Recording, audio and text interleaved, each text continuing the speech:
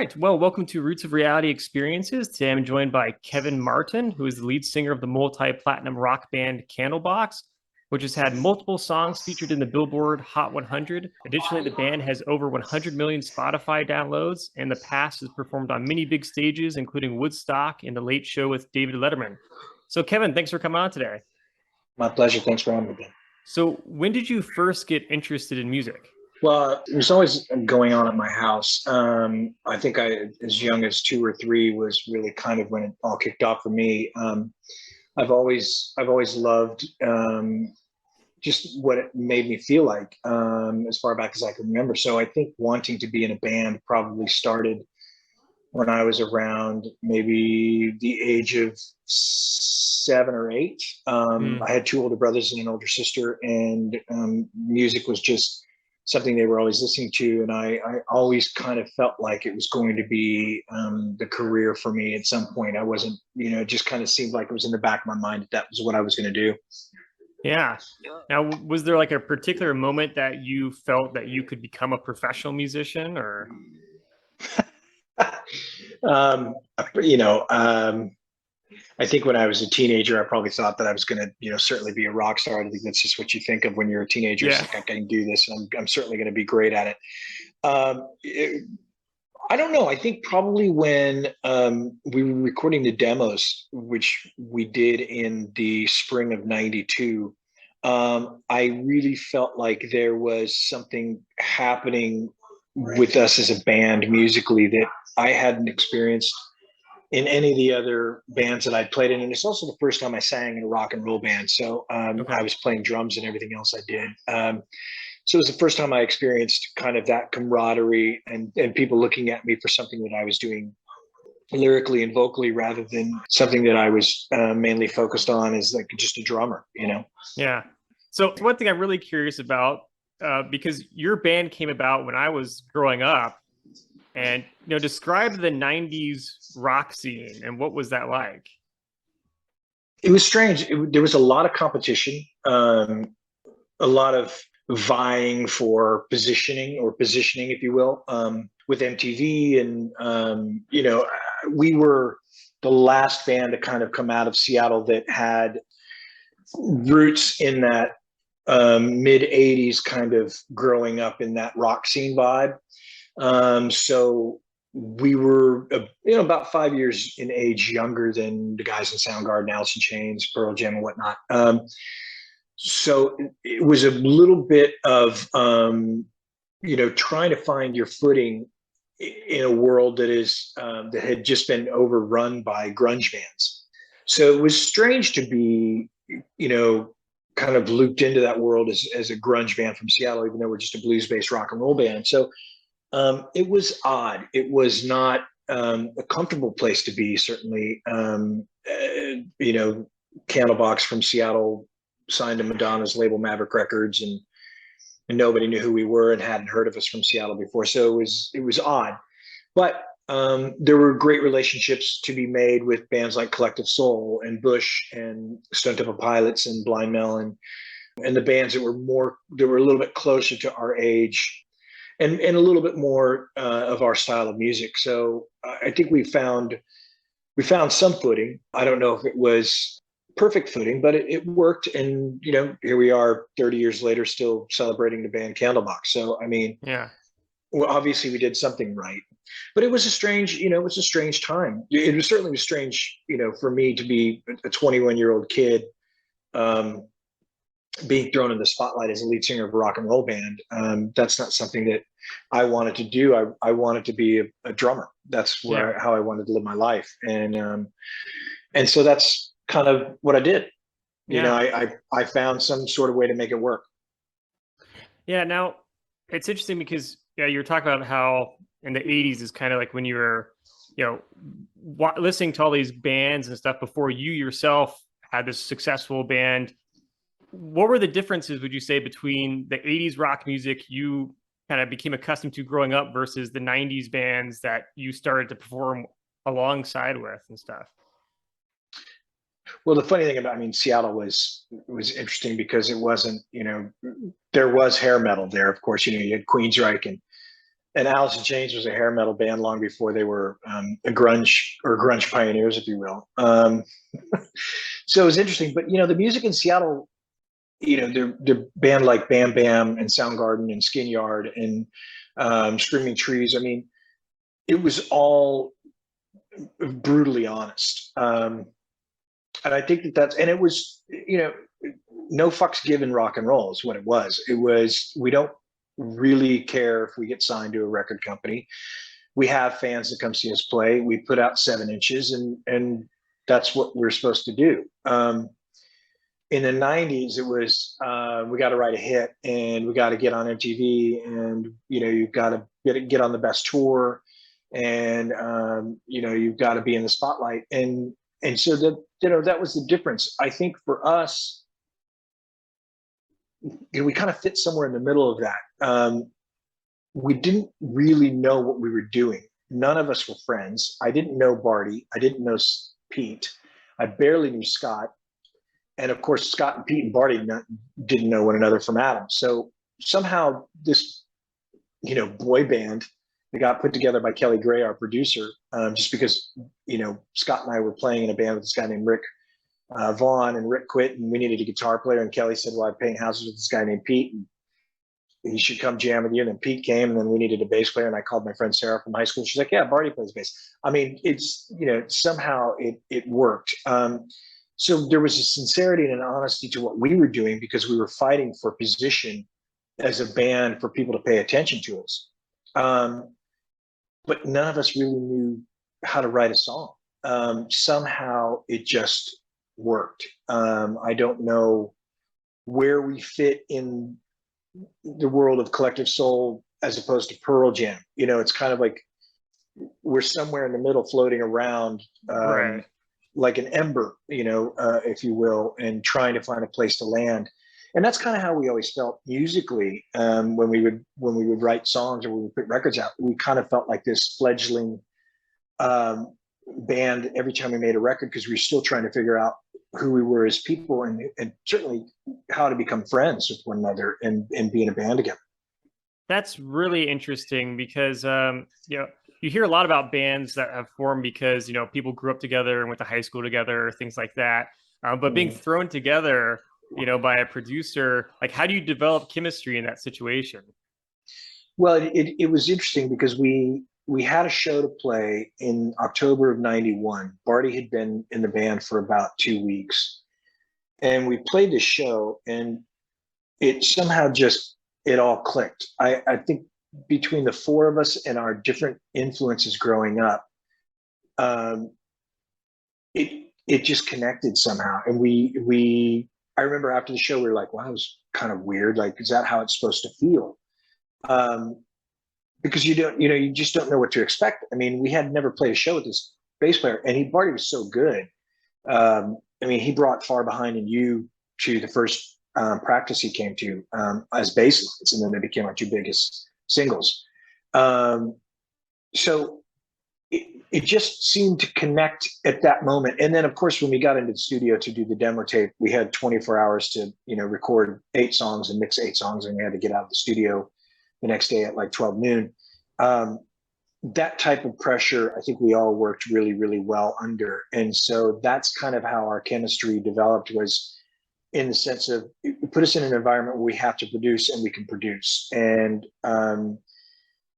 we produced, a couple pretty great records. But that chemistry didn't last. I mean, by the time we were making Happy Pills, Scott had left. Barty was miserable, and Pete was a raging alcoholic drug addict. So there was really no chemistry whatsoever there. And by the end of the Happy Pills tour, Barty and Dave Cruzen had left, and it was just me and Pete. So the chemistry was short-lived. The beauty of our relationship is, over the past now 20 years, the four of us have become a lot closer than we ever were in the band, which is, is kind of sad, because we should have been, still together doing this as the same unit as we were when we started, but it wasn't in the cards that way. Yeah, I mean, that's one of the interesting things when you like just, I guess, look at the history of a band, is just all the sort of highs and lows and all the situations. Because it's hard when you have a group of people to keep that organized and together with life going on and everyone's got their families or personal problems they're dealing with. It seems like a really common trend that a lot of bands struggle with. Well, I think, as artists in general, if you put more than two artists in a room, the creativity is certainly going to take a turn either for the better or for the worst. I mean, as an artist, you're thinking with an entirely different side of the brain than everybody else. So there's going to be there's so much ego involved, and there's so much control, and there's so much give and take, and you've got to find some way of dealing with it, in on your own first before you can actually address it as a band. The sad thing is a lot of bands don't want to have that conversation. They don't want to communicate about the problems they're having. We addressed it on several occasions with, not just Pete, but like Scott and Barty as well, when they were dealing with, the kind of things that they were going through. But it just never seemed to connect. I mean, it was just like, sometimes you're talking to a wall sort of thing. And it's unfortunate that, that's kind of the heartbreak of being an artist. You think about bands like Metallica or Pearl Jam or even the Foo Fighters. I mean, everybody looks at the Foo Fighters as this band of brothers, but they've had tons of musicians. Pearl Jam has had 5 different drummers. Alice James has a new singer. It's next to impossible. I don't even, Aerosmith, the only reason they do it probably still together is the same guys. You're talking billions and billions of dollars. Same with, the Rolling Stones and U2. But, bands like the Seattle bands, like that level of success was, only attainable to a few of them. And that's Pearl Jam and the Foo Fighters. And sadly, I think, we've heard the last of the Foo Fighters, unfortunately. But Yeah, yeah. that's just it. That's just kind of the name of the game when it comes to musicians. I mean, I don't think. I mean, what band out there right now is touring with original members besides the Golden Oldies? Yeah, I mean, the absolute original members, that's really hard because I feel like even like when a band might kick off, like their first couple years, they might change members before they even become successful. I mean, I Yeah. know like bands like Green Day have had kind of the same core for a while, but I think that core had changed early on, like the first few years. Yeah, there was a different bass player, I think it was, right? Yeah. Or a different drummer.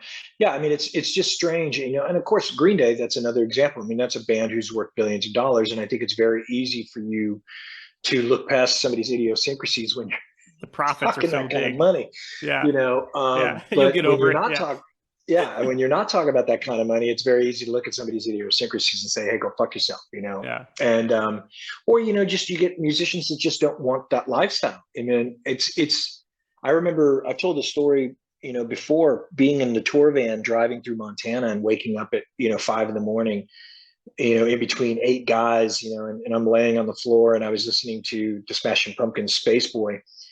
And I just was like, God, I want to fucking go home. I mean, I just, I had been on the road at that point for 3 months and I was emotionally and physically exhausted, Yeah.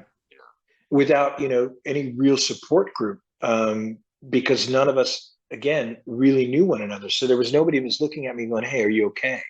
And I was looking at myself going, I'm not okay, and that's one of those things that every single musician goes through. And then, like I said, sometimes there's just guys that aren't cut out for it and they just don't want it, and that's a sad thing, because I think most of us that start, that have bands grew up wanting to be rock stars, Yeah.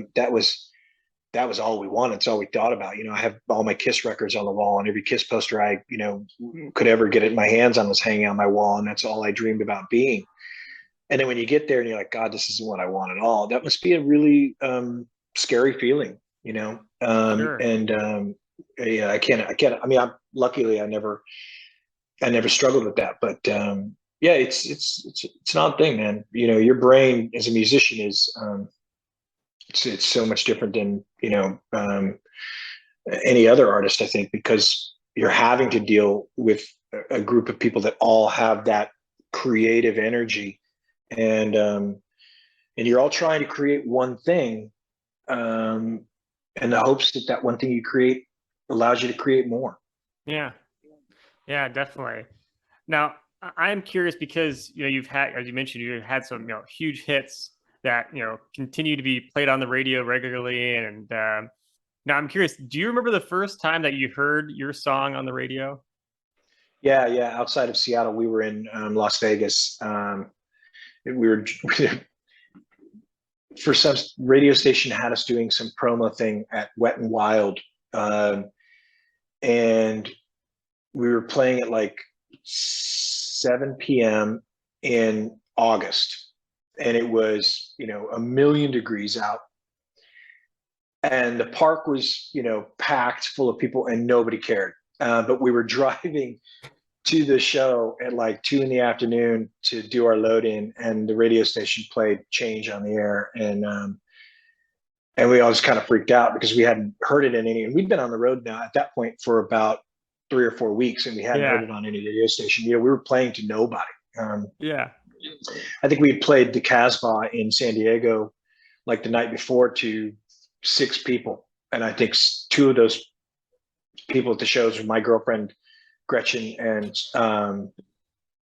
Scott's girlfriend. I forget her name because they ended up getting divorced, got married, got divorced, but can't remember her. Rachel. Yeah. I think Gretchen and Rachel were the only two people there we knew out of the six. So we had been, doing shows like that where we were just trying to establish the band and let people know that we were, we had a record out and stuff. And it was cool to hear our song on the radio station and just kind of go, wow, hope fingers crossed this is the beginning of it for us. Yeah. I mean, that just must be such a crazy feeling to, all this work and all of a sudden you're like, whoa, that's us on the radio right now. That's Yeah. that's super cool. Um, Now, I'm curious, like, moving into like the 2000s, how has the rock scene kind of changed over time from, when you guys got started in the 90s? Oh, geez. I mean, it's a digital world now, so anybody can put music out and anybody can have a hit.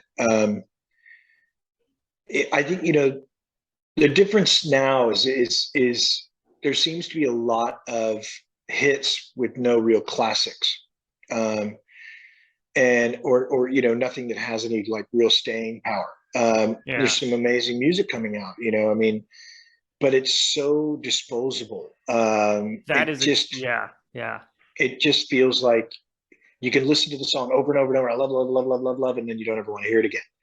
And I just think that that's kind of because we become a world of instant gratification. We want everything right now, not just the United States and yeah, but the rest of the world. I mean, with these smartphones in our hands, music is um, infinite. There's just an infinite number of songs, and to be able to stand out as a band in that, I mean, you have a one in 7 billion chance that somebody's going to hear your band, and you have one in 100 million chance that you're going to sell 1,000 records, and you have a one in 100,000 chance that more than 100 people are going to come see you play a show. I mean, it's very strange out there, man. It's just there's just so much. There's so much music. There's a lot of great music. I'm listening to a lot of really cool stuff. I'm really, really into a lot of the female artists right now and what they're creating. I think there's boundaries that are being pushed from the level of female musicians that men could never push. And that's a lot of it has to do with the emotional content of what they can sing about. And so maybe the main difference is that there's just so much more opportunity now. But with that opportunity comes less chance of success. yeah. Well, I mean, that's something that I've really noticed because, like, no matter where I'm living, if I tune into like the local rock station, it's the same songs from the 90s or like early 2000s or 80s, just again and again and again. And like the new bands, their song might be playing the radio for a few months and then they're just gone. Yeah. and it's just so strange. It's wild to think that nothing is sticking. It seems. No, it's we become a disposable society. I mean, it's we hang on to it and we throw it away because there's a new one next week. Yeah, It's part of why I'm retiring next year. I'm just kind of I'm really I'm done trying to prove myself to a world that just doesn't get what Candlebox is about. yeah, yeah. I mean, I think especially like as society continues to change, it's always really difficult for bands to try to, or even have the desire to want to try to fit into what society has become because it's something you don't recognize anymore. I'm sure it must you probably like sort of almost have like nostalgia for the 90s and when you first came about because everything seemed so different than it is today. Um, and I kind of have that too, just because I grew up, in the 90s and the 2000s and the early 2000s, listening to those music, and now it's kind of weird. It's just weird to think about how time moves on and reflecting on that. So Yeah, I mean, it is. There was a sincerity and passion for the music that was created from like 1984 to like 1996 that I don't think we'll ever see again. Just because it was just time for that change, and there were no distractions. You had to be a good enough player to make a record, and you had to go into a studio and cut to tape, so you had to be prepared to do it. There were all these things that you were responsible for that just don't exist anymore, I don't think. And I mean, I think Candlebox, we had there were two writers on our records. That was me and Pete, or me and Barty. Even though we shared everything equally, everything was split between the four of us. There were two main writers for songs. Now you look at some of these pop stars, these records that are out, and they've got 5, 10, 15, 20 writers on them. And how yeah, can that be where's the sincerity in that? I mean, yeah, well, yeah, it yeah, might be an amazing song, but what part is you? What part of it is really you when you haven't been yeah. connected to that? It's just a strange thing for me. Well, I think that's one of like the most important things about music is that being able to relate to a song. So I feel like a lot of songs also are just they're not kind of empty in the words where you don't really. It's not. It may sound like a good song, but it's not something that you connect with. It doesn't make you think about your life and reflect on it necessarily. Um, and I think like when people are creating songs, with like personal experiences in mind, there's that sort of extra deep aspect to it that I think relates to a lot of people and connects it where that song can become something that impacts people's lives in really serious ways and not just be something that goes through one ear and out the other. Yeah, I agree with you 100%. That's a very good point. It's interesting. One of the things I remember, and I've never forgotten this. We did a record with Ron Nevison, or Ron Anyela rather. He wrote that song, "Hanging by a Moment," with the singer from Lifehouse. Oh yeah, And okay. Ron's a brilliant producer, and he's a great songwriter, and he's a lovely, lovely person. I mean, he's really got a great soul, and he's a beautiful, beautiful man.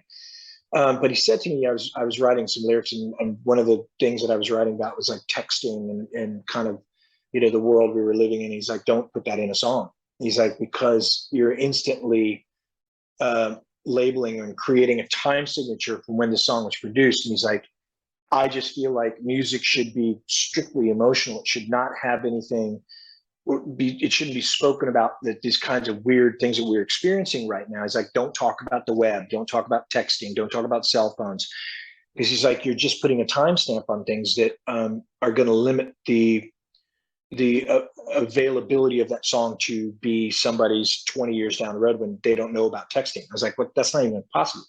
But we were supposed Yeah. to be having flying cars by now, and George Jetson was born this year, and all sorts of things. So I've never forgotten that, and I think that there's an element in that which is what you're talking about is when you don't create a moment that is limited, the enormity of that moment is unstoppable.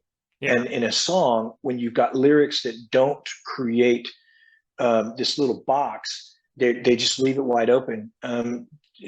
Therein lies the classic nature of a song, where it can be 20 years down the road. I mean, listen, Far Behind is 30 years old. Yeah. That song was written April of this year, 30 years ago. So Yeah. in 1992, when we recorded that song in the studio, and I didn't have the lyrics written, I finished them in the studio. That song's 30 years old, and people still just are connected to it like I had no idea they would be. And it's a song I wrote for a friend that lost his struggle with in battle with heroin. And Yeah. but most people thought it was a love song. People thought they thought it was saying goodbye to a friend at a funeral or something like that. And it wasn't up until recently that I told the story about what that song is about. And that was, about 5 or 6 years ago, or maybe even 8 years now at this point. But it's that is what makes songs, resonate with people, is that it's their own. It's Yes. not just yours, it's everybody's. Yeah. Yeah. I mean, it becomes like sort of the background music of people's lives, and that those lyrics can mean something else to a bunch of different people. Yeah. Yeah. Well, and I guess that's one of the things about how a song becomes timeless, as you mentioned, is just if it's about like just these timeless human characteristics, but not based off of, the sort of the items that come and go over time as technology changes. If it's just about people and emotions, then it can last a long, long time, Yeah, because it'll be forever relevant, I guess, kind of. So exactly. Yeah. yeah. That's cool. Now, I know we kind of talked about like sort of the lyrics and songwriting a bit, but how has the sound of music changed in the rock scene over your career? Um, it's very formulaic now. Everybody knows what works. They know what chords works. I mean, it's why every single song sounds the same now. I mean, the funny thing about the Seattle music scene is it was called grunge, but each band had its own sound. I Yeah. mean, and then I'm not just speaking about the mainstream Pearl Jam, Soundgarden, Alice in Chains, Nirvana. I'm speaking like every band, all the way back to the Melvins, to Mudhoney, to Grunt Truck, to Skin Yard, to Blood Circus, Bam Bam. I mean, they all were so individually their own. The Posies. I mean, this is a band that was, close. The closest resemblance they had to anybody at all was REM, and they were from Seattle. They were college kids at the University of Washington. I mean, there was no other band in Seattle that sounded like the Posies, and there was no other band that sounded like Alice in Chains, and there was no other band that sounded like Grunt Truck. There was no, and that was what was so great about it. And now, I mean, there are so many. Don't get me wrong, they're great bands, but there are so many Theory of a Dead Man's, and there are so many Nickelbacks, and there are so many Stains and Aaron Lewis's and Gwen Stefani's and whatever that kind of late 90s, early 2000s rock and roll is. And like Three Doors Down, there's a lot of that kind of rock and roll. And it's all just become like vanilla ice cream. Some of it's vanilla bean, and some of it's just basic vanilla. And even there's like vanilla gelato in there.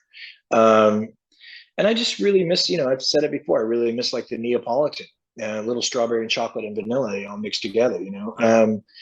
And I think that that's what the world's lacking musically, is that diversity. But that's not to say that the music that's out there right now isn't brilliant, because like I said earlier, there are some amazing musicians, some amazing songs. Arcade Fire's last record is brilliant. And those guys, constantly push the envelope every single record they produced. And that's what makes, for me, alternative radio is so much more interesting. We have a station here in Los Angeles called 88.5 Cal State Northridge, and it is one of the most eclectic rock and roll stations, and it's publicly funded. I mean, it's not Wow. a private station. It's not, it's not iHeartRadio. It's none of those. It's a they take donations every single month, and people send in money to keep them up. But it is one of the best stations I've learned so many new bands from the station. Yeah. And so that's what I can still appreciate, is that some people still believe that the music that they're listening to should be heard um, uh, outside of, pop radio like Kiss FM or something like that. Yeah. And that's great, and that's the way it should be. Yeah. I mean, it definitely would be cool to have, people getting exposed to more bands. Because there's so much, it just seems like just replaying classics and stuff, you're missing out on things that, you can't discover unless you're just searching the web, I guess, on a lot of music Yeah, stations. yeah, It's always interesting to me to also just think. I know that in the U.S., since we're such a very English dominated society, there's lots of bands around the world that I think people would probably like, but it's almost impossible to get any international groups attention in the U.S. because I guess the music scene here is just too American music, and specifically is too embedded in culture here, I guess, to branch out. But yeah. No, you're absolutely right. I mean, there are some amazing Italian rock bands. There's some amazing French rock bands that they don't speak English, yeah, and so you're not going to hear them over here. But you certainly hear American bands on Italian radio yes, exactly, because the rest of the world speaks more than one language. yeah, And that's not to say that people in the States don't, but you're right. I mean, our our schools don't force foreign language like the yep, rest of the world does. And if you're an English speaking country, um, they really aren't worried about you speaking French or Italian or Spanish. Australia and England, are very much like the United States when it comes to that. Although in England, you do have to take a foreign language starting, I believe, in fourth grade or grade four, and over here they kind of try and start to force it on you in eighth grade, and that's if they can force it. And it doesn't mean you're really going to learn any language yeah, outside of English, anyways.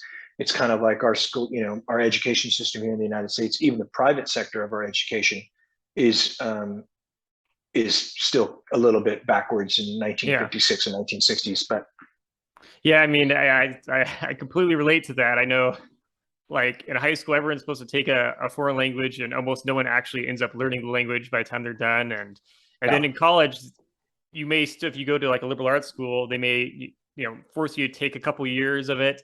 But unless you actually major in that language, almost nobody actually learns the language. So yeah, we're yeah. just not doing a good job of producing people that are bilingual, or so unfortunately. Exactly. But so I was thinking, now, do you think that sort of the different genres of music have kind of just blended more and more over time, where there used to be more distinct in terms of which genre is which, and today it's just kind of all kind of mixing a little bit more and more and more? Maybe in the alternative world, Okay. because it just their allowance for creativity is so much greater than mainstream rock. Yeah. I mean, we had to, the rap rock took over for a while, and the kid rocks of the world made, a lot of noise. But you saw what happened with Lil Nas X and the country Billboard charts. Yeah. You can't, be a rapper and play country. That's not going to, we're not going to put you on the Billboard charts, and that's just stupid. But because music is music, if it has a genre, that's a great thing, and respect the genre. But allow the musician's music to be played wherever it Yeah. fits. Yeah. Yeah, that makes sense. So, where do you see then, based on your, career as a rock musician, where do you see the future of rock music going? Um, I don't know, man. Probably on the same path it's on. We're going to continually see more and more Post Malones. Um, I mean, I think the whole Mumford and Sons vibe, Lumineers thing is kind of maybe done. Yeah, Um, I don't know. I there's so much creativity happening in the hip hop world right now. There's so much cool movement and direction changing happening there that I think we'll see another, like Kendrick Lamar. He was a game changer when it came to hip hop, kind of like Tupac was. Yeah.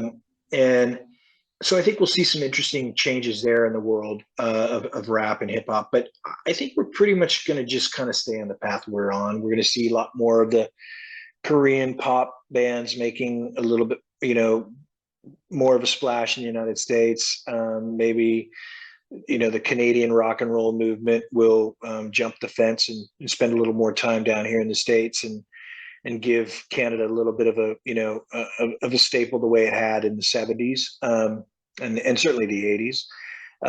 But I think it's the British invasion has never stopped, and I don't think it's going to stop anytime Yeah. soon. And I love that.